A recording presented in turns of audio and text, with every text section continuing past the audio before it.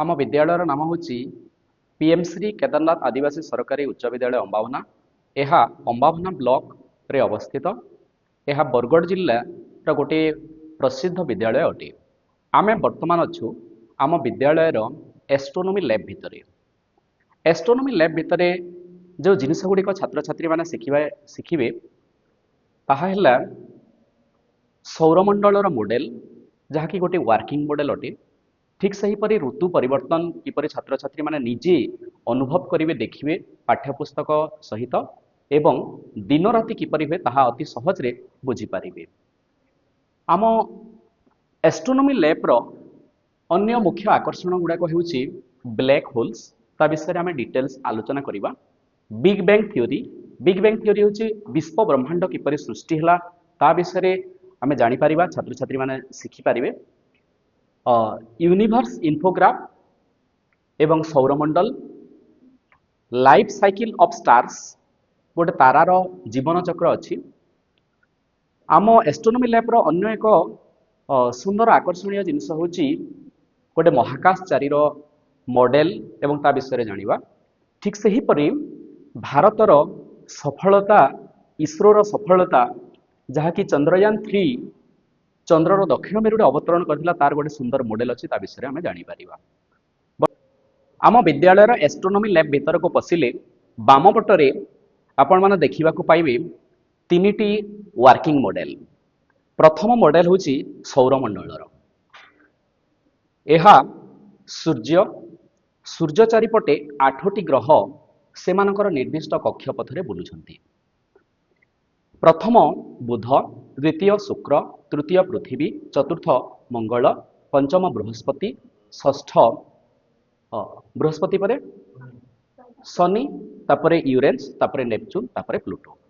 तमे जानिथिबो पिले सौरमंडलर बृहत्तम ग्रह होची बृहस्पति। एटा सूर्य और सूर्य को केंद्र करी ग्रह गुड़ाक निर्दिष्ट सेमानकर कक्षपथरे बुलुछंती। तो आमे जो पाठ्यपुस्तक अच्छी वर्तमान जातीय शिक्षानीति जहाँ कहूँ जातीय शिक्षानीति अनुसार पाठ्यपुस्तक सहित आमे पूरा वर्किंग मॉडल गुड़ाक देखा फल तुम मैंने निजे अनुभव कर एवं शिखिपार। वर्तमान द्वितीय मॉडल आम एस्ट्रोनोमी लैब्र यह हूँ ऋतु परिवर्तन किपरि हुए ता विषय आम जापर। आम जाचे सूर्य चारिपटे ग्रह गुड़िक बुलुछंती। आम नील ग्रह पृथ्वी मध्य सूर्य चारिपटे बुलुछि। चंद्र जहाँकि पृथ्वीर गोटे प्राकृतिक उपग्रह पृथ्वी चारिपटे बुलुछि। तो ऋतु परिवर्तन किपरि होई थाए आमे जानिछु पृथ्वी गोटे निर्दिष्ट डिग्री रे निर्दिष्ट कोण रे झुलेगिरी टिके रही थाए। केउ था को झुलेगिरी रही थाए तार अक्षरे झुलेगिरी रही थाए। तो जेते बेले सूर्यर आलोक पृथ्वी उपरे सीधा सलक पड़ी थाए सेही समय रे आम पृथ्वी रे ग्रीष्म ऋतु होई थाए। जेते बेले सूर्यर आलोक कम परिमाण रे पड़ी थाए आम पृथ्वी रे शीत ऋतु होई थाए एवं एहार मझिरे बसंत ऋतु अनुभूत होई थाए। वर्तमान आमे आसीबा दिन एवं राति। पिला माने एहा पृथ्वी एहा होची सूर्य।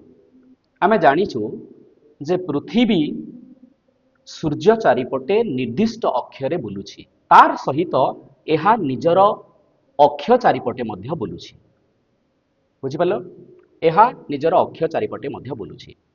जेते बेले पृथ्वी निजर अक्ष चारिपटे बुलुछि सूर्यर जेउ पट पृथ्वी आड़कू देखा गला सेही ठारे दिन होई थाए एवं तार विपरीत दिगरे राति होई थाए। तो यही मॉडल रु आमे अति सहज रे संक्षिप्त हिसाब रे सुंदर हिसाब रे दिन और राति बुझी पारिबा।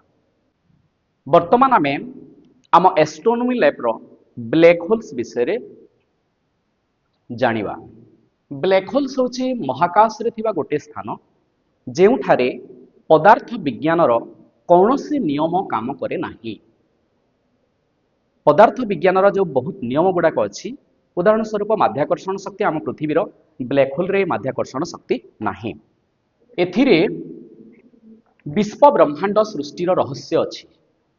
विश्व ब्रह्मांड किपर सृष्टि है तार रहस्य अच्छी एठारे महाकर्षण एते शक्तिशाली जे आलोक मध्य यह भीतर को प्रवेश कले आउ बाहरी पारिबो नाही कौनसी जिनस ए ब्लैक होल भीतर को प्रवेश कले ताहा आउ बाहरी पारिबो नाही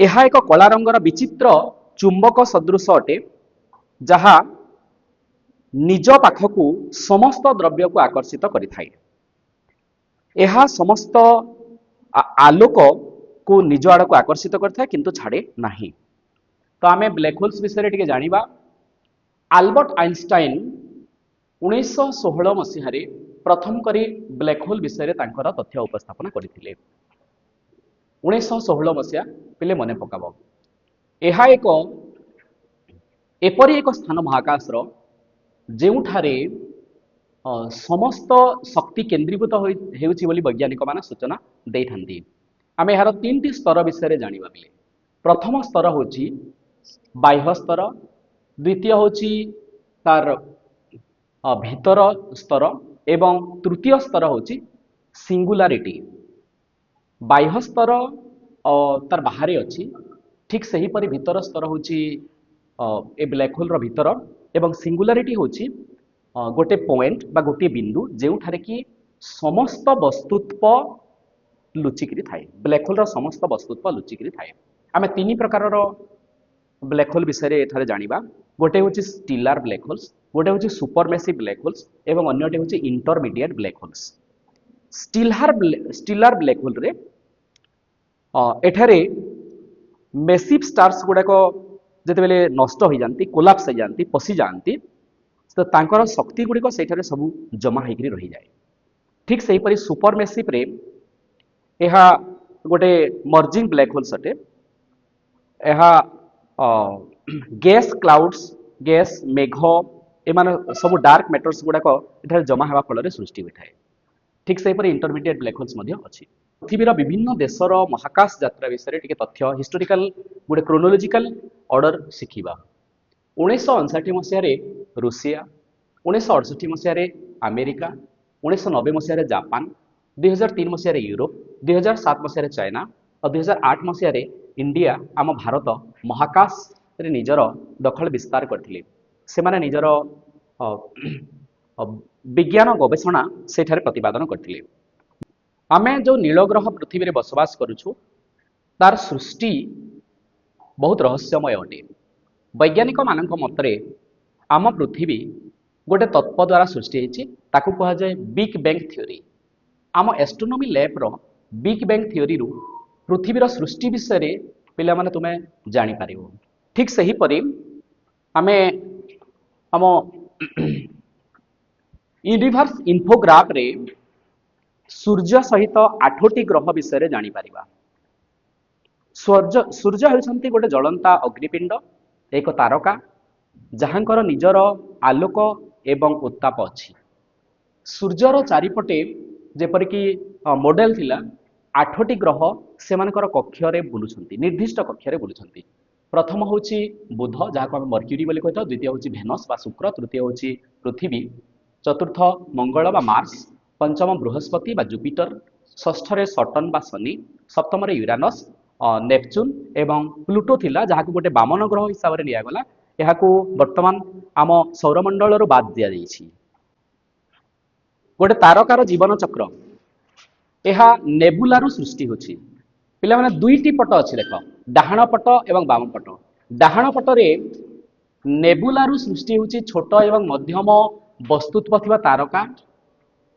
एहा परे परे रेड जायंट रे परिणत होछि तापरे प्लानेटरी नेबुलारी परिणत होछि तापरे व्हाइट ड्वार्फ रे परिणत होछि एवं एहा परवर्ती पर्याय रे ब्लैक होल रे तार जाइकरी जमा हो जाउछि ठीक सही परि वाम पटरे नेबुलारू सृष्टि होछि बड़ बड़ तारका गुड़ाक जो प्रचुर परिमाण रे वस्तुत्व अछि ठीक सही परि तार परे अछि रेड सुपर जायंट तापरे अछि सुपरनोवा एवं सुपरनोवा रो सृष्टि होछि ब्लैक होल्स तो आमे गोटे तारकार लाइफ साइकिल बा तार जीवन चक्र विषय ये आमे जानि पारबा ठीक सही परि महाकाश को महाकाशचारी माने जानती महाकाश को जीवा बहुत गोटे कठिन व्यवसाय अटे କାରଣ ମହାକାଶରେ ମାଧ୍ୟାକର୍ଷଣ ଶକ୍ତି ଶୂନ ଥାଏ। ଆମ ପୃଥିବୀରେ ପିଲାମାନେ ମାଧ୍ୟାକର୍ଷଣ ଶକ୍ତି ବହୁତ ଗୋଟେ ସୁନ୍ଦର ବରଦାନ ଅଟେ। ଆମେ ଯେଉଁ ଚାଲିପାରୁଛୁ ବିଭିନ୍ନ ଜିନିଷ ଗୁଡ଼ାକ ଯାଇପାରୁଛି ତାହା ମାଧ୍ୟାକର୍ଷଣ ଶକ୍ତି ଫଳରେ ଅଟେ, କିନ୍ତୁ ମହାକାଶରେ ଏ ମାଧ୍ୟାକର୍ଷଣ ଶକ୍ତି ନଥାଏ। ତେଣୁକରି ଯେଉଁମାନେ ମହାକାଶଚାରୀ ଯାଆନ୍ତି ସେମାନେ ବହୁତ ପ୍ରସ୍ତୁତ ହୋଇଥାନ୍ତି। ତାଙ୍କର ଗୋଟେ ମହାକାଶ ଯିବାର ପ୍ରଥମରେ ଗୋଟେ ସୁଟ୍ ଥାଏ, ଯେଉଁଥିରେ କି ପ୍ରଥମରେ ଅଛି ହେଲମେଟ୍, ତାପରେ ତାଙ୍କର ସାମ୍ନାରେ ଥାଏ ଡିସ୍ପ୍ଲେ କଣ୍ଟ୍ରୋଲ ମଡ୍ୟୁଲ, ତାପରେ ଏହା ହେଉଛି ତାଙ୍କର ହାର୍ଡ ଅପର ଟର୍ସୋ ଏଚ୍ୟୁଟି ଯାହାକୁ କୁହାଯାଏ। ଠିକ୍ ସେହିପରି ତାଙ୍କର ପଛପଟରେ ପୋର୍ଟେବୁଲ ଲାଇଫ୍ ସପୋର୍ଟିଂ ସିଷ୍ଟମ ଥାଏ। ଠିକ୍ ସେହିପରି ହାତରେ ସେମାନେ ଗ୍ଲୋଭ୍ସ ଲଗାଇଥାନ୍ତି। ଠିକ୍ ସେହିପରି ଗୋଡ଼ରେ ସେମାନଙ୍କର ଥାଏ କଲର୍ଡ ଷ୍ଟ୍ରିପ୍ସ ଏବଂ ପଛ ବୁଟ୍ ଲଗାଇଥାନ୍ତି ସେମାନେ ଲୁନାର ଓଭରସୁଟ୍। ତ ମହାକାଶଚାରୀ ମାନେ ଏଥିରୁ ଅକ୍ସିଜେନ ପାଇଥାନ୍ତି। ପୁରାପୁରି ଗୋଟେ ନିଜର ଚଳିବା ପାଇଁ ଯେଉଁ ଜିନିଷ ଗୁଡ଼ାକ ମହାକାଶରେ ଦରକାର ତାକୁ ସେମାନେ ସେ ମହାକାଶ ସୁଟ୍ରୁ ପାଇଥାନ୍ତି। ଠିକ୍ ସେହିପରି ଆମ ଇସ୍ରୋ, ଏହା ଆମ ଏଷ୍ଟ୍ରୋନୋମି ଲ୍ୟାବ୍ର ଭାରତୀୟ ମହାକାଶ ଗବେଷଣା ସଂସ୍ଥା ଦ୍ୱାରା ପ୍ରେରିତ ଗୋଟେ ମଡେଲ ଅଟେ। ଏହା ଚନ୍ଦ୍ରୟାନ 3ର ଗୋଟେ ସଫଳ ମଡେଲ ଅଟେ। ଭାରତୀୟ ମହାକାଶ ଗବେଷଣା ସଂସ୍ଥା ଚନ୍ଦ୍ରୟାନ 3କୁ 2023 ମସିହା ଅଗଷ୍ଟ ମାସରେ ପଠାଇଥିଲା। ଏହା ଜୁଲାଇ ମାସ 14 ତାରିଖରେ ଲଞ୍ଚ ହୋଇଥିଲା। ଠିକ୍ ସେହିପରି ଏହା ଅଗଷ୍ଟ ମାସ 23 ତାରିଖରେ ସେଇଠାରେ ଲ୍ୟାଣ୍ଡିଂ କରିଥିଲା। ଚନ୍ଦ୍ରର ଦକ୍ଷିଣ ମେରୁରେ ଏହା ଯାଇକରି ପହଞ୍ଚିଥିଲା। ଯେଉଁ ରକେଟରେ ଏହି ଯାନକୁ ଉତ୍କ୍ଷେପଣ କରାଯାଇଥିଲା ତାହା ହେଉଛି LVM-3M4। ଲ୍ୟାଣ୍ଡରର ନାମ ହେଉଛି ବିକ୍ରମ, ରୋଭରର ନାମ ହେଉଛି ପ୍ରଜ୍ଞାନ। ଆମ ଓଡ଼ିଶାର ବିଭିନ୍ନ ବୈଜ୍ଞାନିକମାନଙ୍କର ମଧ୍ୟ ଏହି ଚନ୍ଦ୍ରୟାନ 3ରେ ସଫଳତା ଥିଲା। ଯେପରିକି ଓଡ଼ିଶାରୁ ଦେବାଶିଷ ମହାପାତ୍ର, ଶରତ କୁମାର ଦାସ ଏଭଳିଆ ବୈଜ୍ଞାନିକମାନେ ଏହି ଚନ୍ଦ୍ରୟାନ 3ରେ ନିଜର ଭୂମିକା ଜାରି ରଖିଥିଲେ।